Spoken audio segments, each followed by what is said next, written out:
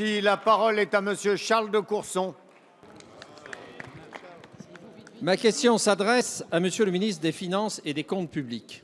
Monsieur le ministre, dans ses prévisions économiques d'hiver publiées jeudi dernier, la Commission européenne prévoit pour la France des déficits publics de 3,4% du produit intérieur brut pour 2016 et de 3,2% pour 2017, bien loin des 2,8% de déficit en 2017 sur lequel votre gouvernement s'est engagé devant ses partenaires européens.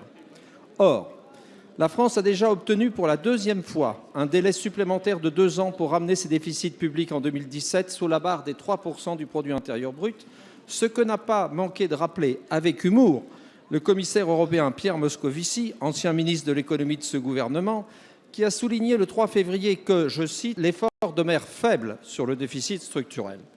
Le groupe UDI rappelle que la France appartient avec l'Espagne et le Portugal aux 3 seuls pays sur 19 de la zone euro à avoir en 2016 des déficits publics supérieurs à 3% du produit intérieur brut.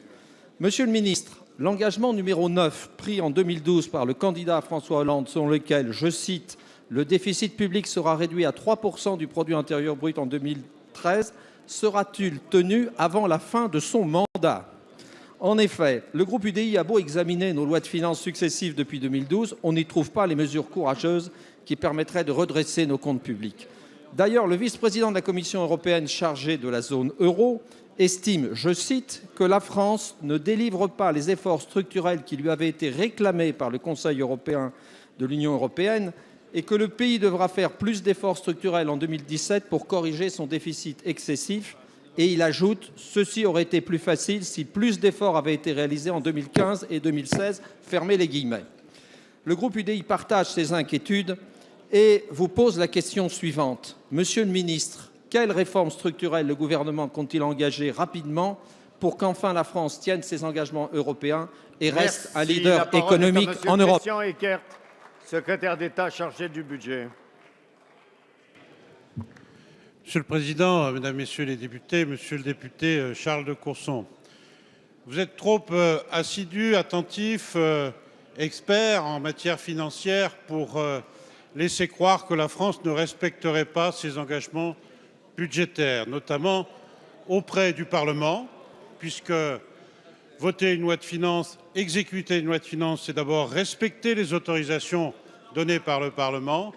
Et auprès de ses partenaires européens, vous y avez fait allusion. Pour la 2e année consécutive, monsieur le député, la France atteint ses objectifs en matière de déficit public. Je voudrais vous rappeler, monsieur le député, puisque vous dites que les choses seraient mieux si des réformes et des efforts budgétaires avaient été faits plus tôt.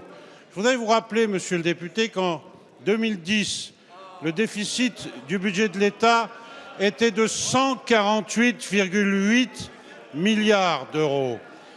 Le déficit du budget de l'État sera en 2015 de 70,5 milliards d'euros, c'est-à-dire moins de la moitié, monsieur le député. Moins de la moitié. Est-ce suffisant? Il nous faut aller plus loin. Il nous faut aller plus loin et nous irons plus loin. C'est l'objectif que nous nous sommes fixés.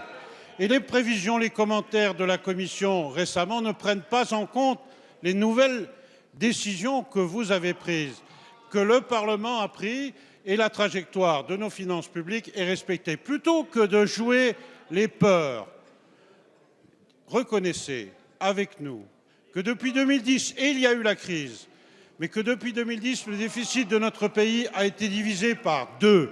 Vous pouvez en contester le volume, les méthodes, les moyens, mais vous ne pouvez en contester la réalité. Merci.